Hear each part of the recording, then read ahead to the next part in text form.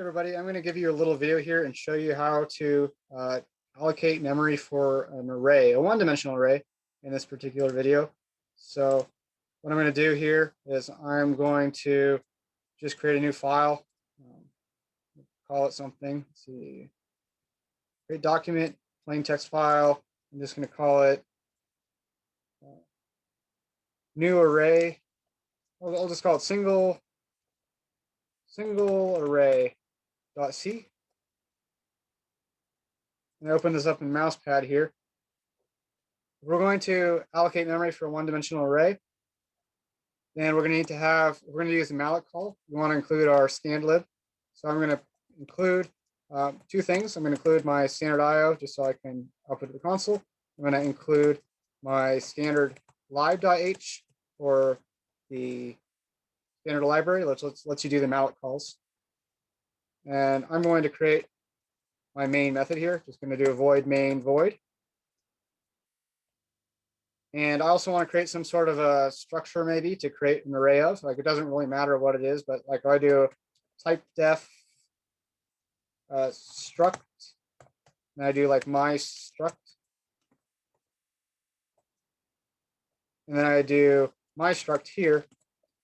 By doing this typedef here and then putting my struct afterwards over here, then what happens is I can actually just basically create my struct objects without having to type struct in front of it every time. So that just makes it a lot easier to read for me.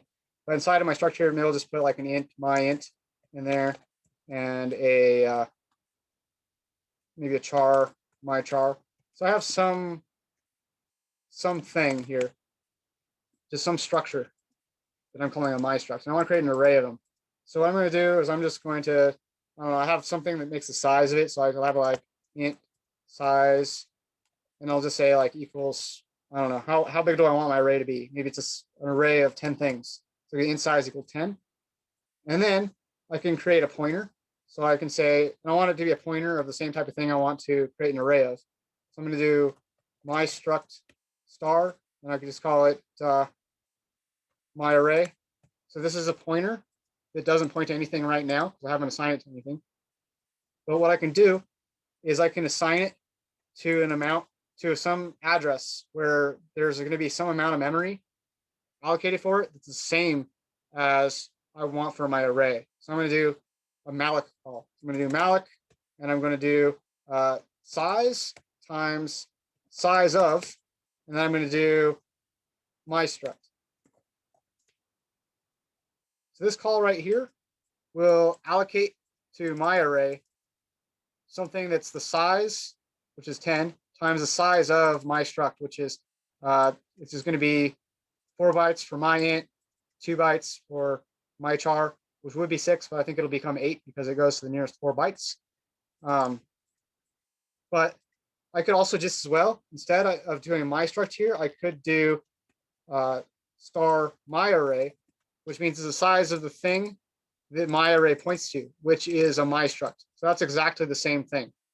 And then you'll also see a lot of casts, like where they'll do like my struct star, like a cast like that. And that's also okay. In fact, if you're trying to convert your C code to C++ code, that's going to be necessary. But if you're sticking with regular C, then you won't need that. So this is going to instantiate me an array of size 10.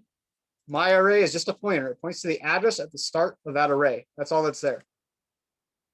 Every time you do a malloc call, you need to have an accompanying free call, which frees up the memory. Otherwise, you'll end up with a memory leak. So if I have free my array, then this should eliminate my memory leak by freeing what's in my array over here.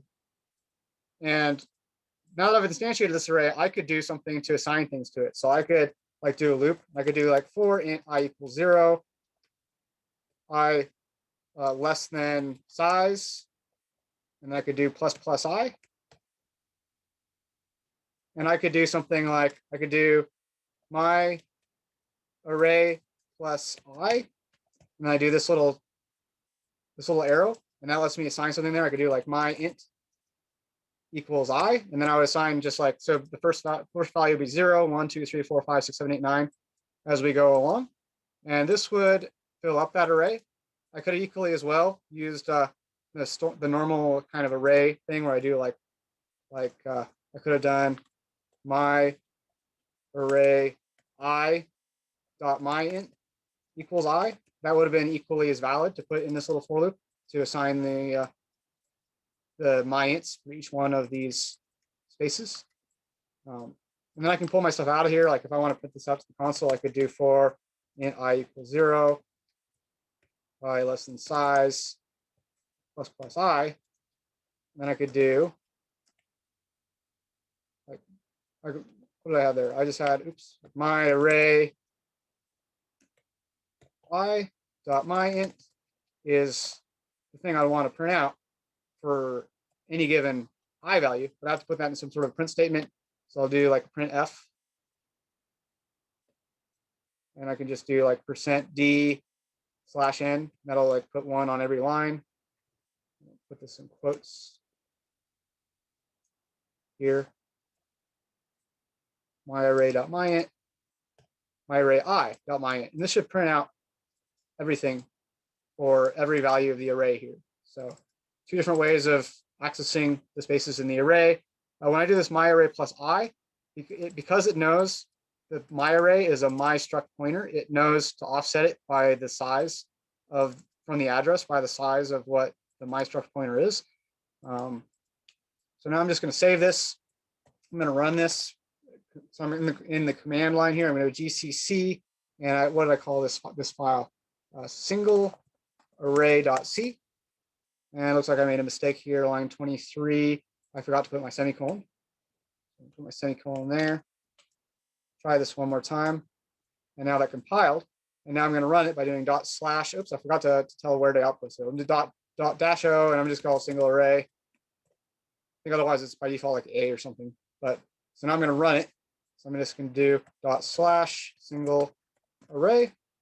Oh, yeah, let's see. I've had a space here I shouldn't have had. And you can see I'm outputting all of the things in my array. But sometimes you have to be careful with your memory allocation to make sure that it works. What I highly recommend you do is you install a program called Valgrind.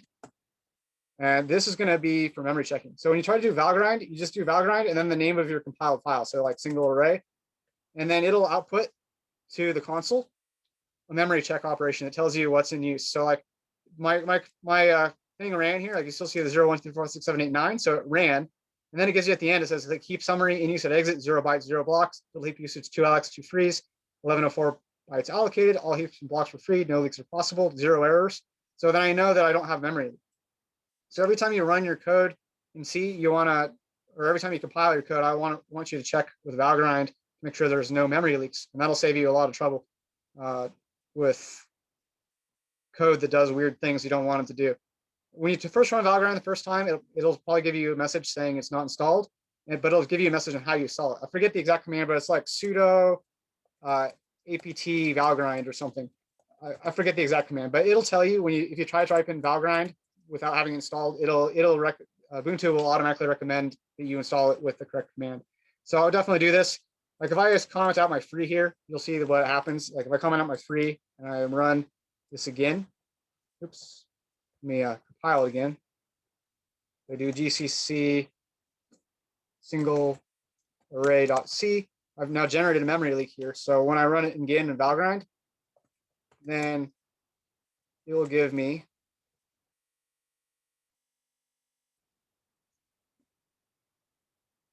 an output that lets me know that, oops, what did I do?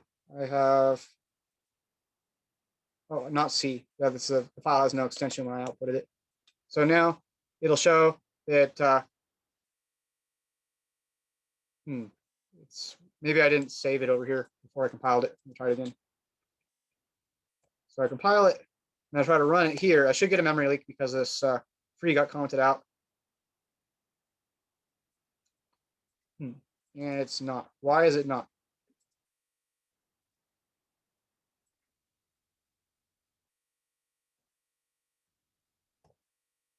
Oh, because I didn't output to the right place. I'm still running an old file. So with my GCC, I have to be careful that I output to the right place. .o single array. So yeah, that could be a very annoying issue if you don't realize you're outputting in the right place and you're running an old file like I just did. So I'm going to do Valgrind on it now, and we should see that now it says leak summary 80 bytes in one block. And it's useful that tells me how many bytes it is as well. And then you might get errors sometimes too, and you can go through and rerun -v and do other things to find out where errors are. So I do have this this memory leak that just got generated here, and it's 80 bytes. So why is it 80 bytes? Well, I did 10 times my struct, and my struct was 8 bytes, so that's going to be 80 bytes. So this is a helpful tool to help you track down your memory leaks. So hopefully this was a useful video for you.